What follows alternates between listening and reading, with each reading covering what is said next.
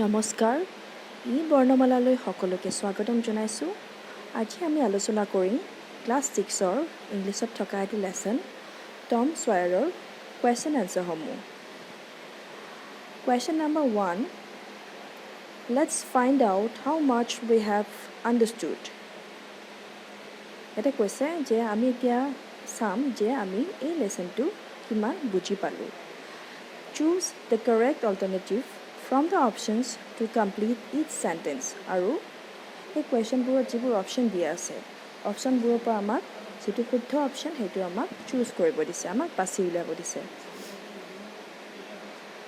Number A On a Saturday night Tom and Huck went out to find 1 2 3 4 এটা চাৰিটা option আছে তাৰে এটাই শুদ্ধ হ'ব এই সেন্টেন্সটোত কৈছে যে এদিন শনিবাৰে নিশা টম আৰু হাকে ওলাই গৈছিলে কলৈ ওলাই গৈছিলে আমি সকলোৱে জানো তেওঁলোকে ট্ৰেজাৰ হান্ট কৰিব গৈছিলে এটা অপশ্যনটো হ'ব কাৰেক্ট অপশ্যন হ'ব number 2 Question number B Tom and Huck entered the house armed with a number 1 pickaxe number 2 spade number 3 pickaxe and a spade number 4 axe and spade The correct answer is number 3 pickaxe and spade তেওঁলোকে এই দুবিধ সঁজুলি লৈ এই ঘৰটোত প্ৰৱেশ কৰিছিলে So correct answer is number 3 Question number C Tom and Huck saw number 1 two men entering the house number 2 one man entering the house number 3 Joe entering the house number 4 three thieves entering the house Tom আৰু হাকে দেখিছিলে কি দেখিছিলে যে কেইজন মানুহ ঘৰৰ ভিতৰত সোমাইছিলে দুজন মানুহ সোমাইছিলে এই কাৰণে ইয়াৰ উত্তৰটো হ'ব number 1 two men entering the house Number D Thank God we had a narrow escape Who said this to whom? যে ভগৱানক বহুত ধন্যবাদ আমি কিবাকে বাছি আহিলো এই কথাষাৰ কোনে কৈছিলে আৰু কাক কৈছিলে আমি সকলোৱে জানো এই কথাষাৰ কোনে কৈছিলে এই কথাষাৰ টমে কৈছিলে আৰু টমে কাক কৈছিলে হাকক কৈছিলে ইয়াৰ উত্তৰটো কি হ'ব number 1 Tom said it to Huck ইয়াৰ আনসাৰটো আমি পাই গ'লো প্ৰথমতে Tom said it to Huck A, B, C, D এই চাৰিটা আছিলে তেওঁলোকে হৈ গ'ল এতিয়া question number 2 Read the story and answer the following questions in your own words এটা কৈছে যে গল্পটো ভালকৈ পঢ়িব দিছে আৰু ইয়াত থকা প্ৰশ্নসমূহ আমাক ভালকৈ উত্তৰ লিখিব দিছে A What did Tom always dream of এটি সুধিছে যে টমে সপোনত সদায় কি দেখিছিলে আৰু ইয়াৰ আনসাৰটো হ'ব Tom always dreamt of finding boxes of hidden treasure in haunted houses Number B What plan Tom made with his friend Huck টমে হাকৰ লগত মিলি কি পৰিকল্পনা কৰিছিলে ইয়াৰ আনসাৰটো হ'ব Tom made a plan that he would go on a treasure hunt with his friend Huck টমে এইটো plan কৰিছিলে যে কি কৰিব হাকৰ লগত গৈ তেওঁলোকে treasure hunt কৰিব লুকুৱাই থোৱা ধন বিচাৰি যাব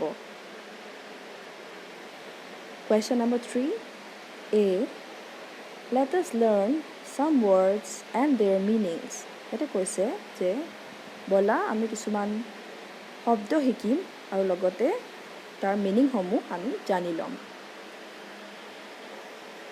এটা ছবিত দিয়া আছে শব্দ কিছুমান midnight মানে হৈছে 12 o'clock at night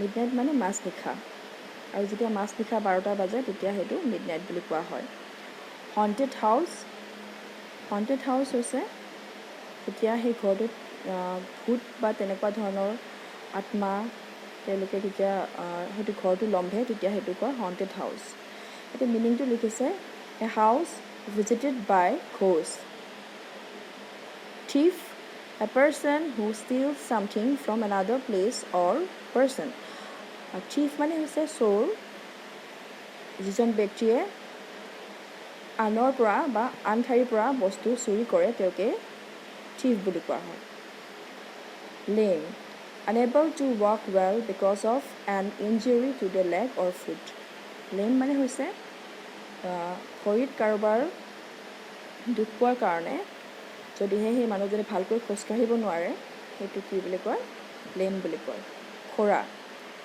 dig to make a hole in the ground or to remove something from the ground with a tool এটা কৈছে dig মানে খন্দা to make a hole in the ground আমি যেতিয়া মাটিত এটা বিন্ধা কৰোঁ আৰু নাইবা যেতিয়া আমি মাটিৰ পৰা কিবা বস্তু উঠাই আনো সঁজুলি ব্যৱহাৰ কৰি এতিয়া সেইটো dig বুলি কোৱা হয় খন্দা বুলি কোৱা হয় grumbled complained about something যেতিয়া আমি কিবা এটাৰ বিপক্ষে আমি কি কৰোঁ অভিযোগ কৰোঁ সেইটো হৈছে grumbled staircase a set of stairs inside a building including the post and rails staircase মানে হৈছে চিৰি এটা মিনিংটো দিয়া হৈছে a set of stairs inside a building including the posts and rails বিল্ডিঙৰ ভিতৰত থকা এটা চিৰি আৰু সেই চিৰিটোৰ লগতে কি কয় তাত যিবোৰ পোষ্ট থাকে বা চিৰি কাষে কাষে যিবোৰ অকণমান বেৰৰ নিচিনাকৈ দিয়া থাকে সেইবোৰকো ষ্টেয়াৰকেছত ধৰা হয় toppled became unsteady and fell down toppled মানে হৈছে যেতিয়া আমি ভাৰসাম্য হেৰুৱাই পেলাই বেলেঞ্চ হেৰুৱাই কিনে আমি যেতিয়া পৰি যাওঁ সেইটো কৈছে topple wrap to cover something completely in paper or other material wrap মানে হৈছে আমি যেতিয়া বস্তু এটা এখন কাগজেৰে বা কাপোৰ বা অন্য ধৰণৰ বস্তুৰে আমি কি কৰোঁ সম্পূৰ্ণকৈ মেৰিয়াই ঢাকি দিওঁ সেইটোক wrap বুলি কোৱা হয় এতিয়া এই ৱৰ্ডসমূহৰ ওপৰতে আমাক এটা কুৱেশ্যন সুধিছে নম্বৰ বিত নাও rewrite the sentences replacing underlined words with the words you learned above এটা কৈছে যে আমি ওপৰত যিবোৰ শব্দ শিকিলোঁ আৰু অৰ্থ শিকিলোঁ সেই শব্দবোৰেৰে তলৰ কুৱেশ্যনবোৰত যিবোৰ আণ্ডাৰলাইন কৰা শব্দ আছে আণ্ডাৰলাইন মানে তলত আস্থানি দিয়া যিবোৰ শব্দ আছে সেইসমূহত কি কৰিব লাগে আমি সেই ওপৰত শিকা শব্দটো আমি ব্যৱহাৰ কৰিব লাগে বুজি পাইছা আণ্ডাৰলাইন কৰা যিবোৰ শব্দ আছে তাত আমি অকল এটা শব্দ যিটো আমি ওপৰত শিকি আহিছোঁ সেই শব্দটো ব্যৱহাৰ কৰিব লাগে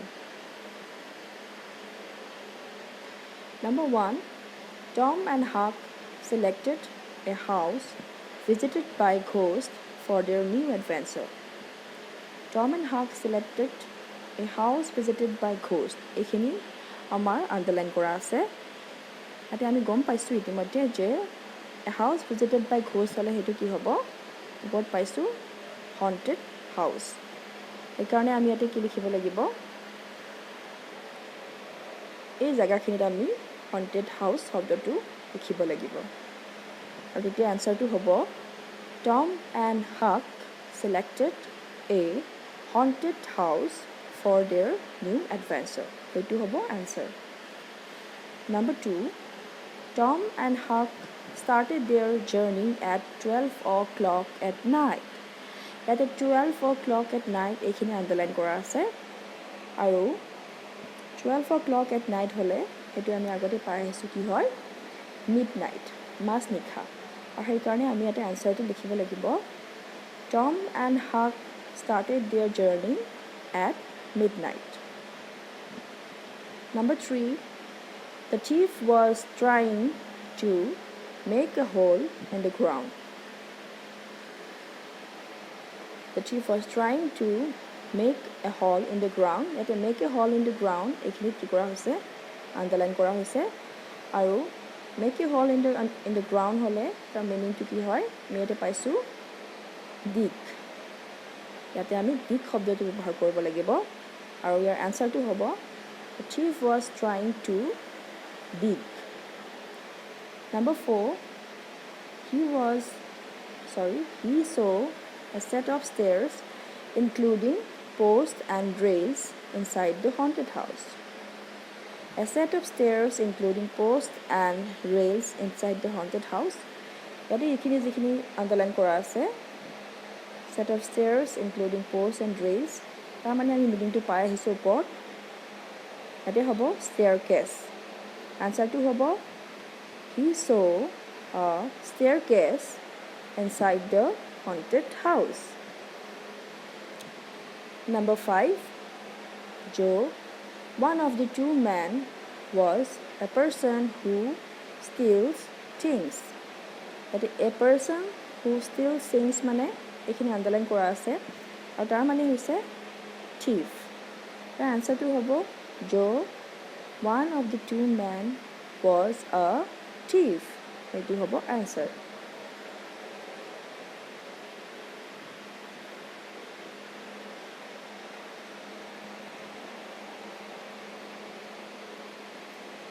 এতিয়া আমি চাওঁ question number 4. Arrange the jumbled sentences in the proper order to get the summary of the story. Tom Sawyer. এতে কৈছে যে তলত যিবোৰ সেন্টেন্স দিয়া আছে বাক্য দিয়া আছে সেইবোৰ জাম্বলড দিয়া আছে. জাম্বলড মানে প্ৰথমৰ পৰা শেষলৈকে যেনেকৈ মিলাই থ'ব লাগে তেনেকৈ মিলাই থোৱা নাই এই সেন্টেন্সবোৰ খেলিমেলিকৈ দিয়া আছে হয়তো লাষ্টৰ যিটো হ'ব লাগে সেইটো প্ৰথমত আছে বা প্ৰথমৰটো মাজত আছে তেনেকৈ খেলিমেলিকৈ দিয়া আছে সেইকাৰণে কৈছে জাম্বলড আৰু ইয়াক আমি কি কৰিব দিছে এৰেঞ্জ কৰিব দিছে প্ৰপাৰ অৰ্ডাৰত আমাক ভালদৰে কৰিব দিছে মিলাব দিছে প্ৰথমৰ পৰা শেষলৈকে rewrite the sentences in the correct order আৰু সেন্টেন্সবোৰ আমাক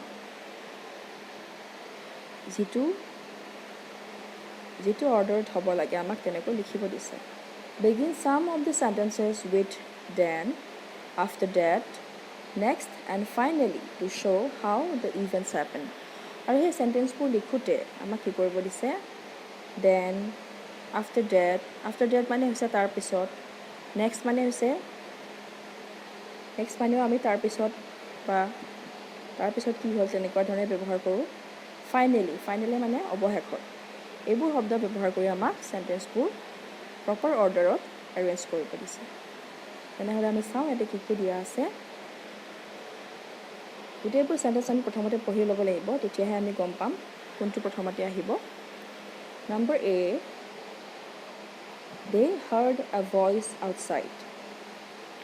ইয়াতে আমি পাইছিলোঁ যে ষ্টৰিটোত এই লাইনটো এই সেন্টেন্সটো বহুত পিছত আহে number B Two men entered the house.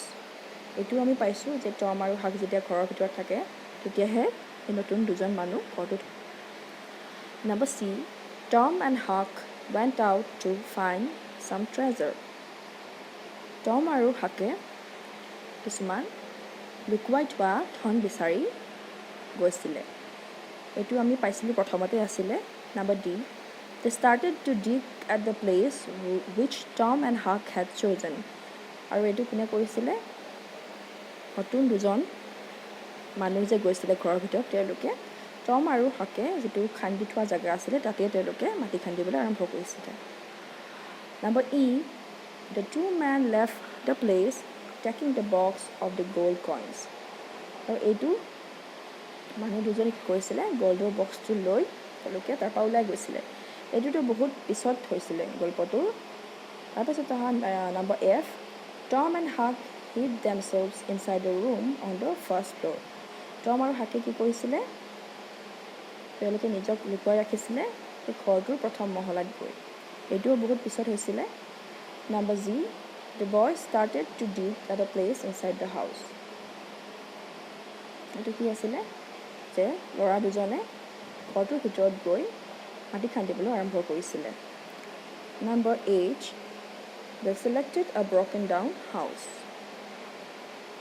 ইয়াতে আছে যে তেওঁলোকে এটা ভাঙি যোৱা ভঙা ঘৰ তেওঁলোকে এটা বাছি লৈছিলে আমি গোটেইকেইটা চেণ্টেঞ্চ চালোঁ এতিয়া আমি প্ৰথম কোনটো আহিব সেইটো চাব লাগিব আমি প্ৰথমতে লিখিব লাগিব নম্বৰ C2 নম্বৰ C2 প্ৰথমতে আহিব Tom and Huck went out to find some treasure Tom আৰু Huckে কিছুমান লুকুৱাই থোৱা ধন বিচাৰি তেওঁলোকে ওলাই গৈছিলে নম্বৰ C আহিব প্ৰথমতে নম্বৰ C তাৰপিছত চাওঁ কোনটো হ'ব তাৰপিছত আহিব H2 যেটো একদম শেষত দিয়া আছে they selected a broken down house H2 কিয় আহিলে কাৰণ তেওঁলোকে ওলাই যোৱাৰ পিছত তেওঁলোকে কি কৰিছিলে এটা এনেকুৱা ঘৰ লৈছিলে যেটো ঘৰ ভাঙি চিঙি গৈছে য'ত কোনো নাই য'ত মানে ভূতে লম্ভা বুলি ক'ব পাৰি সেইকাৰণে তেওঁলোকে সেই ঘৰটো লৈছিলে সেইকাৰণে ইয়াতে আনসাৰটো হ'ব নম্বৰ H তাৰপিছত আমি চাম কি হ'ব ঘৰটো গৈ পোৱাৰ পিছত ইয়াতে কি কৰিছিলে number Z The boy started to dig at a place inside the house আমি ইয়াতে লিখিব লাগিব নম্বৰ G ঘৰত গৈ পোৱাৰ পিছত তাহাঁতে এটা বিশেষ অংশত মাটি খান্দিবলৈ আৰম্ভ কৰিছিলে কিয় খান্দিছিলে যাতে তেওঁলোকে সেই লুকুৱাই থোৱা ধনখিনি বিচাৰি পায় খান্দি থাকোঁতে কি হৈছিলে নেক্সট হ'ব number A They heard a voice outside আৰু যেতিয়া খান্দি আছিলে তেতিয়া বাহিৰত এটা শব্দ শুনিছিলে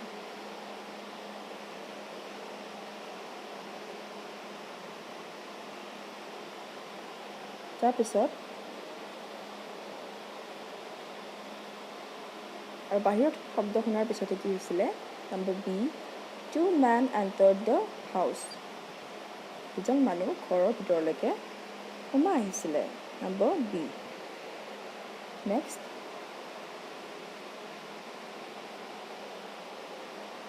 আৰু যেতিয়া দুজন মানুহ ঘৰৰ ভিতৰত সোমাই আহিছিলে তেতিয়া টম আৰু হাকে কি কৰিছিলে নিজকে লুকুৱাই ৰাখিছিলে number F Tom and Huck hid themselves inside a room on the first floor টম আৰু হাকে নিজকে ওপৰ মহলাৰ এটা ৰুমত গৈ লুকুৱাই ৰাখিছিলে এটো হ'ব নম্বৰ F তাৰপিছত কি হ'ল আৰু সেই মানুহ দুজন আহি পেলাই টম আৰু হাকে মাটি খন্দা জাগাতে তেওঁলোকে খান্দিব আৰম্ভ কৰিলে তাৰপিছত আহিব number D They started to dig at the place which Tom and Huck had chosen number D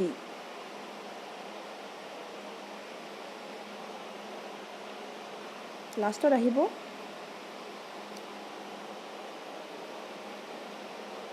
The two men left the place taking the box of the gold coins আৰু মানুহ দুজনে কি কৰিছিলে সোণৰ মুদ্ৰাৰ বাকচটো লৈ তেওঁলোকে সেই ঠাইৰ পৰা ওলাই গুচি গৈছিলে নম্বৰ E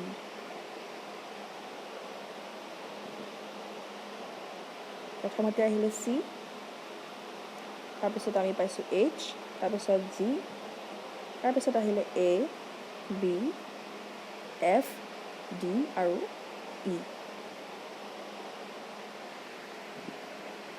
ইয়াতে আমি যেটো লাষ্টৰ সেন্টেন্স আছে তাতে আমি ফাইনালি শব্দটো ইউজ কৰিব লাগিব finally the two men left the place taking the box of the gold coins এটা ফাইনালি শব্দটো আমি লিখিব লাগিব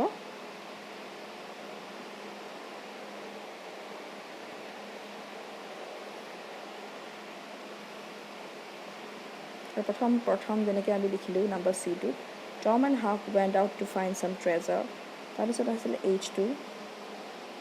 H2 আমি পাইছিলোঁ They selected a broken down house তাতে আমি দিব পাৰোঁ Then they selected a broken down house তাৰপিছত আমি লিখিছোঁ G The boy started to dig at a particular place inside the house ইয়াতে আমি দিব পাৰোঁ Next they started to dig at a place inside the house এনেকৈ দিলে হ'ব Question number 4 হৈ গ'ল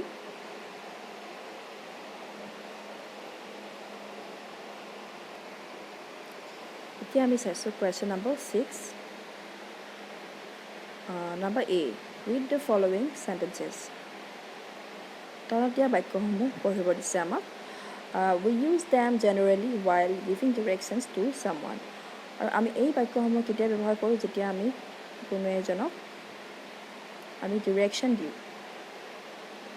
ডিৰেকশ্যন মানে আমি মানুহ এজনক কওঁ যে কোনফালে যাব লাগিব বা আমি দিশটো দেখুৱাই দিওঁ তেতিয়া আমি এই বাক্যসমূহ ব্যৱহাৰ কৰোঁ remember these are called imperative sentences আৰু এই বাক্যসমূহক কি বুলি কোৱা হয় imperative sentences বুলি কোৱা হয় imperative মানে হৈছে আদেশসূচক বাক্য sentence মানে বাক্য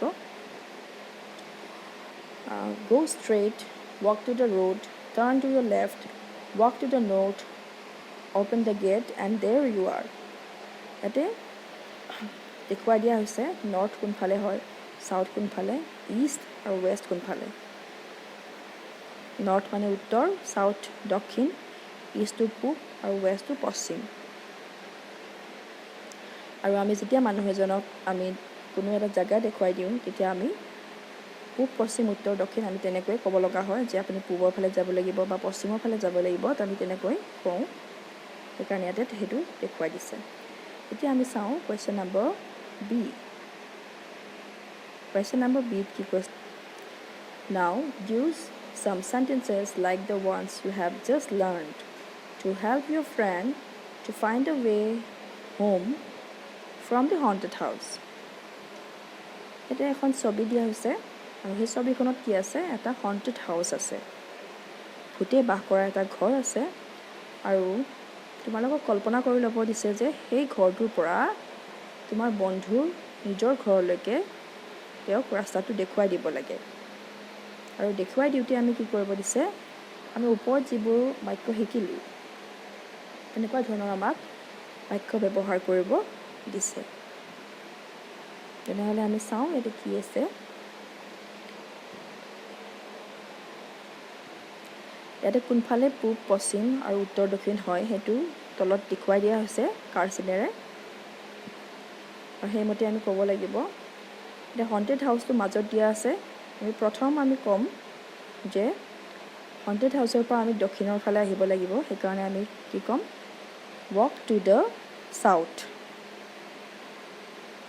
দক্ষিণ ফাললৈ খোজকাঢ়িব লাগিব প্ৰথমতে আৰু দক্ষিণ ফাললৈ অহাৰ পিছত আমি নেক্সট কি কৰিম তাৰপিছত আমি ছেকেণ্ড বাক্যটো ক'ব পাৰোঁ next turn to your right আৰু সেই জেগাৰ পৰা আমি কি কৰিব লাগিব মানুহজনৰ সোঁফালে থকা ৰাস্তাটোত আমি ঘূৰিব লাগিব টাৰ্ণ টু ইয়ৰ ৰাইট হ'ব তাৰপিছত আমি ক'ম ৱাক ষ্ট্ৰেইট চিধা বা পোনে পোনে গৈ থাকা তাৰপিছত গৈ গৈ কি পালে গ্ৰীণ ফৰেষ্ট পালে আৰু সেইকাৰণে আমি ক'ম গ্ৰীণ ফৰেষ্ট পোৱাৰ পিছত কি হ'ব turn to your right after you reach the green forest আৰু গ্ৰীণ ফৰেষ্ট পোৱাৰ লগে লগে আমি যিটো সোঁফালৰ ৰাস্তা আছে সেইফালে আমি যাব লাগিব হৈ গ'ল ৱাক ষ্ট্ৰেইট পোনে পোনে গৈ থাকা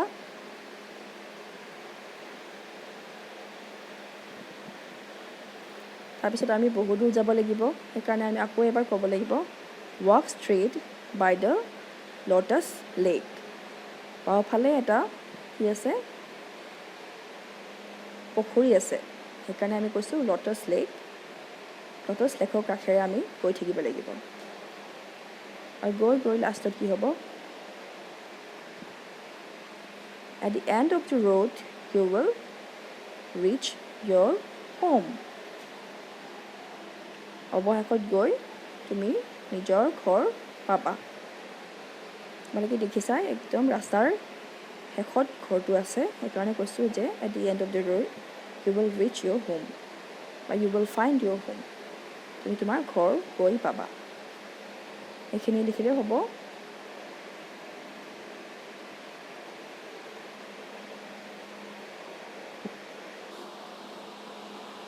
Question number 7. Let's learn some types of sentences. এতিয়া আমাক কৈছে যে আহা আমি কিছুমান বাক্য শিকোঁ, বাক্যৰ প্ৰকাৰ শিকোঁ। বাক্যৰ প্ৰকাৰ আছে, তোমালোকে পিছত আৰু ভালকৈ পাবা ডাঙৰ ক্লাছ পালে। ইয়াতে লিখা আছে we use sentences to perform certain functions. আমি বাক্যসমূহ কিছুমান কাৰ্য সম্পন্ন কৰিবৰ কাৰণে ব্যৱহাৰ কৰোঁ। Depending on the function we have different types of sentences. Example, কি কৈছে যে আৰু সেই কাৰ্যটোৰ ওপৰত আমি নিৰ্ভৰ কৰিয়ে আমি বিভিন্ন ধৰণৰ বাক্য ব্যৱহাৰ কৰোঁ। আৰু ইয়াতে উদাহৰণ দিয়া হৈছে। A. Tom was fond of adventures. টমে কি ভাল পায়? টমে adventures ভাল পায়। Tom was fond of adventures. আমি ইয়াতে গম পাইছোঁ এই বাক্যটোৰ পৰা যে টমে দুঃসাহসিক কাম কৰি ভাল পায়। B. Tom and Huck entered the house. টম আৰু হাকে ঘৰটোৰ ভিতৰত প্ৰৱেশ কৰিছিলে। ইয়াতে কৈছে these two sentences are assertive sentences. আৰু এই দুয়োটা বাক্যই কি হয়? আদেশ assertive sentences. assertive মানে হ'ব প্ৰকাশসূচক বাক্য। They state something or give us some information. আৰু এই দুয়োটা বাক্যই কি কৰিছে? আমাক কিবা এটা কথা প্ৰকাশ কৰিছে নাইবা কিছুমান কথা আমাক জানিবলৈ দিছে। প্ৰথমটোত আমি গম পাইছোঁ টমে দুঃসাহসিক কাম কৰি ভাল পায় আৰু ছেকেণ্ডটোত আমি গম পালোঁ টম আৰু হাকে ঘৰটোৰ ভিতৰত প্ৰৱেশ কৰিছে। এই দুয়োটা বাক্য আমাক এইটোৱে কিবা এটা প্ৰকাশ কৰিছে, সেইকাৰণে ইহঁতক কয় প্ৰকাশসূচক বাক্য বা assertive sentence. নেক্সট আৰু কৈছে here are two other sentences. ইয়াত আকৌ দুটা চেণ্টেঞ্চ আছে। C. Have you thought of the pickaxe? এইটো হৈছে সুধিছে যে তুমি পিকেক্সৰ কথাটো ভাবিছিলানে? Number D. Who brought them here? এটা কৈছে যে বস্তুটো ইয়ালৈ কোনে আনিছিলে? Sentences C and D are interrogative sentences. ইয়াতে আমি দেখিছোঁ যে নম্বৰ C আৰু নম্বৰ D কি আছে? এই বাক্য দুটাত প্ৰশ্নবোধক চিন আছে বা ইংলিছত ক'লে কুৱেশ্যন মাৰ্ক দিয়া আছে আৰু প্ৰশ্ন সোধা হৈছে। They are used to ask questions. আৰু ইহঁতে কি কৰা হৈছে? কুৱেশ্যন সুধিবৰ কাৰণে, প্ৰশ্ন সুধিবৰ কাৰণে ব্যৱহাৰ কৰা হৈছে। আৰু সেইকাৰণে ইহঁতক কি বুলি কৈছে? ইণ্টাৰোগেটিভ চেণ্টেঞ্চ। ইণ্টাৰোগেটিভ মানে হৈছে প্ৰশ্নসূচক বাক্য। আমি যিটো বাক্যৰ দ্বাৰা আমি প্ৰশ্ন সুধোঁ সেইটোৱে হৈছে ইণ্টাৰোগেটিভ চেণ্টেঞ্চ। আৰু ইণ্টাৰোগেটিভ চেণ্টেঞ্চত সদায় কি থাকিব? চেণ্টেঞ্চটোৰ পিছৰ ফালে শেষত থাকিব কুৱেশ্যন মাৰ্ক বা প্ৰশ্নবোধক চিন। Here are two other sentences. Number E. Read the story. Number F. Switch on the light, please. Number E. Read the story. গল্পটো পঢ়া বা পঢ়ক। Number F. Switch on the light, please. ইয়াতে কি কৰা হৈছে? প্লিজ বুলি কোৱা হৈছে। আমি অনুৰোধ জনোৱা হৈছে যে লাইটটো অফ কৰি দিয়া অনুৰোধ কৰিছোঁ বা লাইটটো অফ কৰি দিয়ক মই অনুৰোধ জনাইছোঁ, তেনেকুৱা ধৰণৰ অৰ্থত ব্যৱহাৰ হৈছে। These sentences are instructions or orders or request. আৰু এই চেণ্টেঞ্চসমূহ কি হয়? হয় ইনষ্ট্ৰাকশ্যন মানে হ'ল কাৰোবাক আদেশ দিয়া।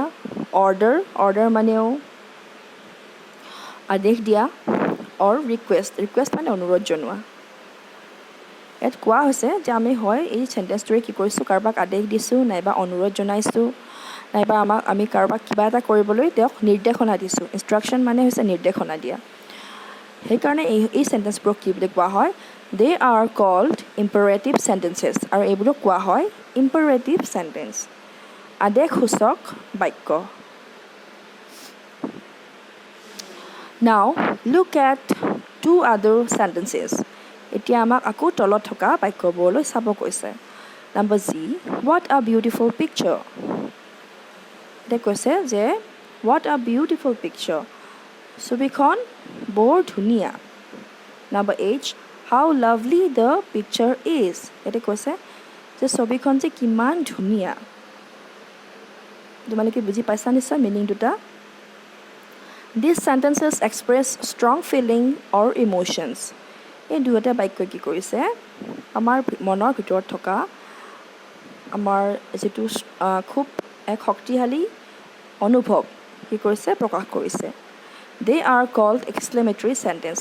আমি যেতিয়া আমাৰ মনত থকা সুখ দুখ ভাল পোৱা বেয়া পোৱা এইবোৰ প্ৰকাশ কৰিবৰ কাৰণে এইবোৰ প্ৰকাশ কৰি আমি এটা বাক্য ব্যৱহাৰ কৰোঁ। সেইটোৱে কি হয় exclamatory sentence নাইবা ভাৱসূচক বাক্য। ইয়াতে এই বাক্যবোৰত সদায় চেণ্টেন্সৰ শেষত যিটো ভাৱবোধক চিন থাকে সেই চিনটো ব্যৱহাৰ কৰা হয় আৰু ইংলিছত এইটো কোৱা হয় এক্সক্লেমেটৰী মাৰ্ক বুলি কোৱা হয় আৰু সেইকাৰণে এইটো হৈছে এক্সক্লেমেটৰী চেণ্টেন্স। এইখিনিয়ে। তাৰপিছত কুৱেশ্যন নম্বৰ 8,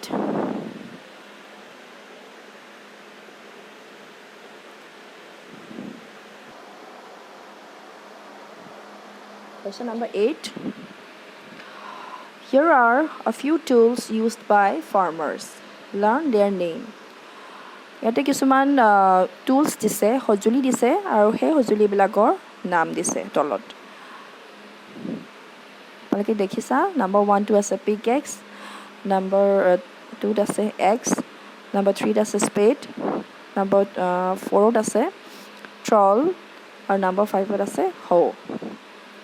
ইয়াতে তোমালোকৰ কিছুমান সঁজুলি নিশ্চয় চিনাকি হয় যদিও গোটেইসমূহ আমি খুব সঘনাই নেদেখোঁ, কিন্তু কিছুমান সঁজুলি আছে যেনে আমি শেষৰখন যিখন আছে সেইটো আমি ব্যৱহাৰ কৰোঁ ঘৰত কোদাল, আৰু তাৰ আগত যিখন আছে সেইখন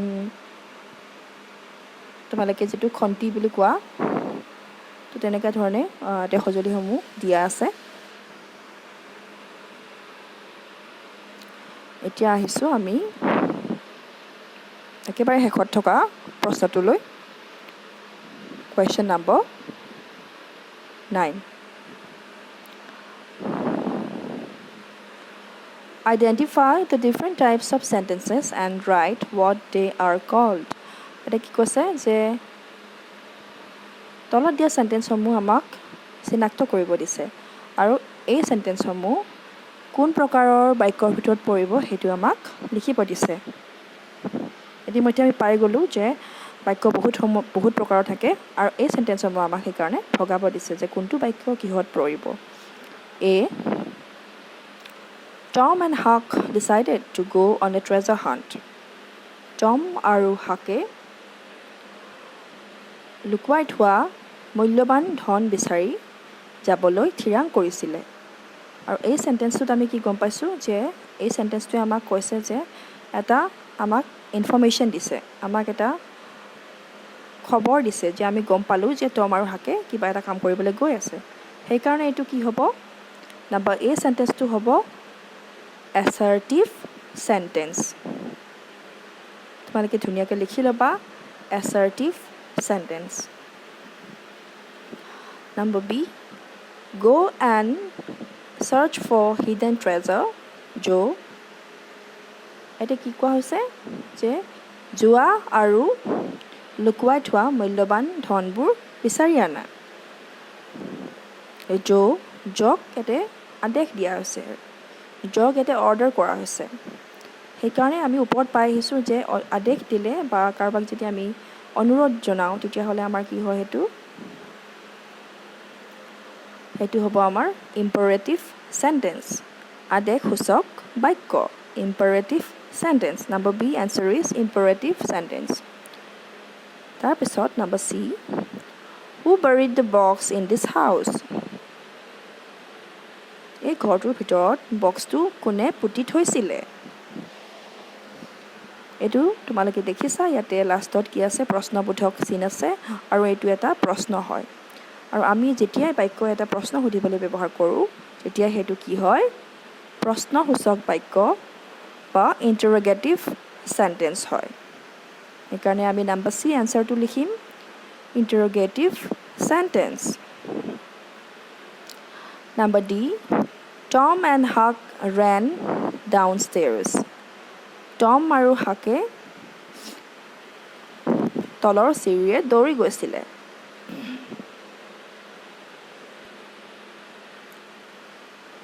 এতিয়া টম আৰু হাকে যেতিয়া চিৰিৰে দৌৰি যোৱা কথাটো কৈছে এই বাক্যটোৱে, তাৰমানে এই বাক্যটোৱে কিবা এটা প্ৰকাশ কৰিছে। তাৰ আৰু বেলেগ মিনিং নাই, জাষ্ট আমাক কিবা এটা প্ৰকাশ কৰিছে। সেইকাৰণে এইটো কি হ'ব? Number D answer is assertive sentence, প্ৰকাশসূচক বাক্য। Number E, dig the ground. এতিয়া কৈছে যে মাটিখিনি খান্দা। এতিয়া আমি মাটিখিনি খান্দা বুলি কেতিয়া কওঁ? যেতিয়া আমি কাৰোবাক আদেশ দিওঁ বা অনুৰোধ জনাওঁ, তেতিয়া আমি কওঁ। ইয়াতে এইটো অনুৰোধ নহয়, এইটো ইয়াতে কি হ'ব?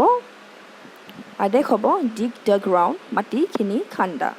সেইকাৰণে আমি এইটো লিখিব লাগিব। Number E answer imperative sentence.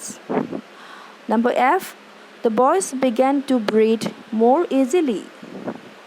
Number এফত কৈছে যে ল'ৰাকেইজনে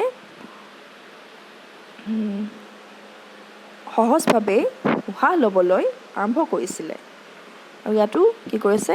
কিবা এটা আমাক কথা প্ৰকাশ কৰিছে। সেইকাৰণে এইটো হ'ব assertive sentence. Number F answer is assertive sentence. Number G, let's search the house. এতিয়া কৈছে যে ব'লা আমি ঘৰটো চলাথ কৰোঁগৈ। ইয়াতে আছে let's search the house. Let's মানে আমি কি কৈছোঁ? মই অকলে নকৰোঁ, মোৰ লগত আৰু মানুহ আছে, মই তেওঁলোকক অনুৰোধ কৰিছোঁ, মই তেওঁলোককো মই যাবলৈ লগ ধৰিছোঁ। নাম্বাৰ জি হ'ব এইটো, সেইকাৰণে কি হ'ব? Imperative sentence. Number H, oh' it is a great discovery. এইটো তোমালোকে দেখিছা কি কৈছে? যে সঁচাকৈয়ে আচৰিত কি? এইটো এটা বহুত ডাঙৰ এটা আৱিষ্কাৰ। এতিয়া অহৰ লগত যিটো আছে এক্সক্লেমেশ্যন মাৰ্ক আছে, ভাৱবোধক চিন এটা আছে, সেই চিনটোতে আমি গম পাওঁ এই বাক্যটো এটা এক্সক্লেমেটৰী বাক্য হয়, এক্সক্লেমেটৰী চেণ্টেন্স হয়, ভাৱবোধক এটা বাক্য হয়। আৰু সেইকাৰণে আমি ইয়াতে কি লিখিব লাগিব? Number H exclamatory sentence. Number I, thank God we had a narrow' escape. আৰু ইয়াতে কি কৈছে?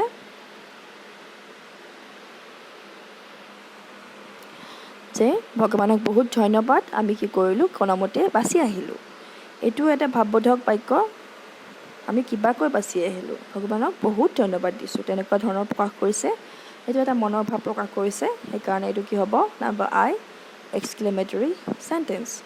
নাম্বাৰ জে, আৰু এইটো একেবাৰে লাষ্টত দিয়া আছে, the two men cried out in joy. সেই দুজন মানুহে কি কৰিছিলে? ফূৰ্তিতে তেওঁলোকে কান্দি দিছিলে। আৰু এইটো আমাক কি কৰিছে?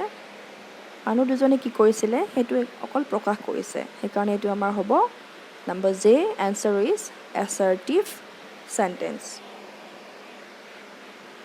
আৰু ইয়াৰ লগে লগে আমাৰ সকলোখিনি কুৱেশ্যন এনচাৰ আলোচনা কৰা হৈ গ'ল। আশা কৰিছোঁ তোমালোকে উত্তৰসমূহ ভালদৰে ফ'ল' কৰিব পাৰিছা।